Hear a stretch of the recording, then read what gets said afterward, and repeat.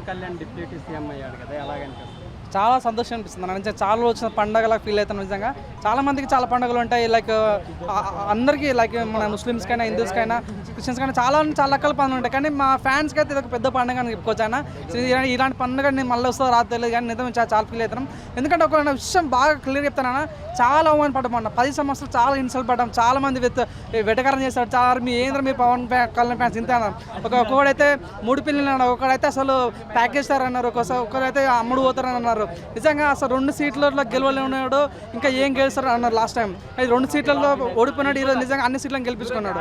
So నిజంగా పార్టీని వస్తే పారిపోతారు అనుకున్న వ్యక్తి నిజంగా వేరే పార్టీని పాతాళంగా దొరినేసాడు. నిజంగా మాకు చాలా హ్యాపీగా అనిపించింది.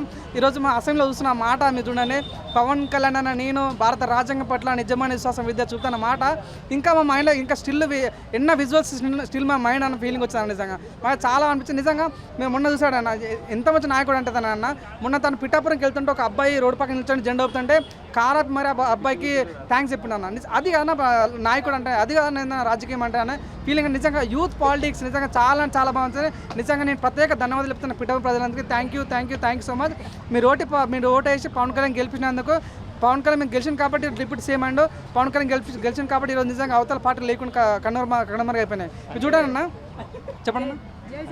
తను అన్నాడు కదా, మీ గొడవకే ప్రకృతి కూడా షేక్ అయింది. అవును, నన్ను నిజంగా మీరు చూడండి, పవన్ కళ్యాణ్ ఫ్యాన్స్ ఎప్పుడు కూడా ఏ మీటింగ్ పోయినా సీఎం అంటే నిజంగా దేవుడు భయపడినట్టు. నిజంగా పవన్ కళ్యాణ్ అన్నట్టు దేవుడు భయపడిన ఫీలింగ్ వచ్చింది. నిజంగా చాలా రకాలుగా చాలా చూస్తాను. నిజంగా పవన్ కళ్యాణ్ అంటే మంచి వ్యక్తి. నిజంగా మీరు చూడన్నా, మన ఇండియాలోనే ఏ వ్యక్తి ఎన్నో పార్టీలు ఉన్నాయన్న, వాళ్ళ అన్ని పార్టీలు పోటేసిన వాళ్ళకి ఒక 175 ఒక 175 వై నాట్ 175 అన్నారు. అసలు 11కి అయిపోయారు. మన ఇండియాలో 21 పోటీ చేస్తారు, 21 గెలిచారు. సో 2 పార్లమెంట్ పోటీ చేస్తారు, 2 one of the most successful party in India అని అంటే ఆ జనసేన పార్టీ అనుకోవచ్చు. నిజంగా మాకు చాలా బాగా అనిపిస్తుంది.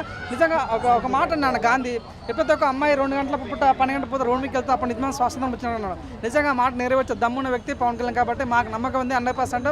మొన్న లైక్ పిఠాపురంలో చాలామంది ఫ్యాన్స్ అడిగారు, అన్న ఓజీ ఏంటంటే ఓజీ సినిమా వస్తుంది, కానీ మీరు నా మీద నమ్మకంతో నాకు ఓటేసి గెలుపుతారు కదా.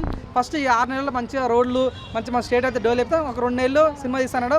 సో మాకైతే ఏం భయం లేదన్న, సినిమాలో ఉంటాడు, అట్ ద సేమ్ టైం రాజకీయాలు అంటాడు, అక్కడ మాదే ఎక్కడైనా మేమే 100%. ఈసారి మాత్రం మేము చాలా హ్యాపీగా ఉన్నాం. ఈసారి నా జీవితంలో నా మరుపురాని కళ అంటే ఇది ఒకటే అన్న. నేను పవన్ కళ్యాణ్ సీఎం అవుతాడా కాదనుకున్నాను. నిజంగా ఆ దేవుడే భయపడి నిజంగా డిప్యూటీ సీఎం ఇచ్చాడు. చాలా బాగా అనిపించింది. Thank you so much Pithapuram ప్రజలందరికీ. Thank you so much. పిఠాపురంలో పవన్ కళ్యాణ్ గారు పర్యటించడము, అక్కడున్న సమస్యలు తెలుసుకొని పరిష్కరిస్తున్నారు కదా. సో మీకు ఎలా అనిపిస్తుంది? ఫ్యూచర్లో కూడా అలాగే జరిగే ఛాన్స్ ఉంది అనుకుంటున్నారా? ఫ్యూచర్లో దీనికి మించి ఉంటుందన్న. రెండో ప్రధాని అంటున్నారు, సీఎం కూడా కదా. చాలా హ్యాపీ మాకు. అంటే డిప్యూటీ సీఎం అయ్యారు కదా, సో మీకు ఎలా అనిపిస్తుంది? మరి ఫుల్ హ్యాపీ అన్న. మా పక్కన మా బాబాయ్ అలాగో మా అన్నయ్య అలాగో ఒక ఫ్యామిలీ మెంబర్ ఒక సీఎం అయినట్టు ఫీల్ అవుతుంది మేమైతే. ఓకే, అంటే ఇప్పుడు గతంలో వైసీపీ వాళ్ళు ఏమన్నారంటే అసెంబ్లీ గేట్ కింద తాకనివ్వం అన్నారు కదా, సో దాన్ని మీరు ఎలా చూస్తారు? అలాగే కదా, గేట్ బయట లోపల కూడా బయట రాలేకపోయారు కదా, గేట్ లోపల డైరెక్ట్ వెళ్ళిపోయాడు. హ్యాపీ. గేట్ తాకనివ్వని ఎన్ని కబుర్లు అన్నీ ఏమీ లేదు కదా. 1 అన్నారు 100 పడుతున్నారు ఇప్పుడు, అంతే ఏం లేదు. పడ్డోడు ఎప్పుడు చెడ్డోడు కాదు కదా. హ్యాపీ. ఓకే, ఇప్పుడు చంద్రబాబు నాయుడు గారు అదేవిధంగా చూసుకుంటే పవన్ కళ్యాణ్ గారు నెక్స్ట్ 5 ఇయర్స్లో మరి ఆంధ్ర రాష్ట్రాన్ని ఎలాంటి డెవలప్మెంట్ చేయబోతున్నారు అనుకుంటున్నారు? మీరు ఎలాంటి ఎక్స్పెక్టేషన్స్ ఉన్నాయి? మరి చాలా డెవలప్ చేస్తారన్న. ఒక హైదరాబాద్ ఎంత డెవలప్ అయిందో, విజయవాడ వైజాగ్ మొత్తం కూడా దానికి మించి అవుతాయని చెప్పి అనుకుంటున్నాను. ఓకే, సో బ్రో, ఇంకా పవన్ కళ్యాణ్ గారు సినిమాలు ఇంకా 4-5 సినిమాలు ఉన్నాయి. ఆ సినిమాలు కంప్లీట్ చేస్తారా, లేకుంటే దాన్ని కంప్లీట్గా మానుకుంటారు అనుకుంటున్నారా? కంప్లీట్గా ఏం మానుకోరన్నా, కంప్లీట్ చేస్తారు. ఒక ఈ 5 ఇయర్స్లో ఒక 1 ఇయర్ అంతా మొత్తం కంప్లీట్ చేసి ఈ 5 ఇయర్స్ మొత్తం ఇంక చేయాలనుకుంటున్నాను. నెక్స్ట్ మళ్ళీ ఆయన అయితే సినిమాలు మానేయడం మనకి ఇష్టం లేదు, చేస్తూ ఉండాలా.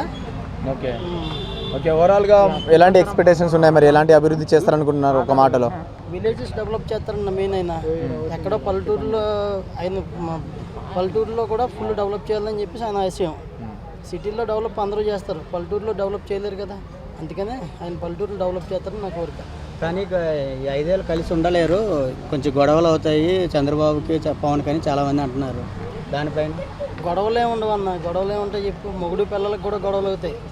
అలానే అది రాష్ట్రాన్ని పరిపాలించేటప్పుడు వాళ్ళకు పొత్తు కుదరకపోతే ఇడిపోతారని చాలామంది అంటున్నారు. ఏం ఉండవన్న, ముందే ఫిక్స్ అయిపోయారు వాళ్ళు. ఏంటి క్లారిటీ, వాళ్ళకి క్లారిటీ ఉంది, మనం కూడా క్లారిటీ తెచ్చుకుంటే హ్యాపీ. గొడవలు మనం పెడతాం, వాళ్ళు బెటరు.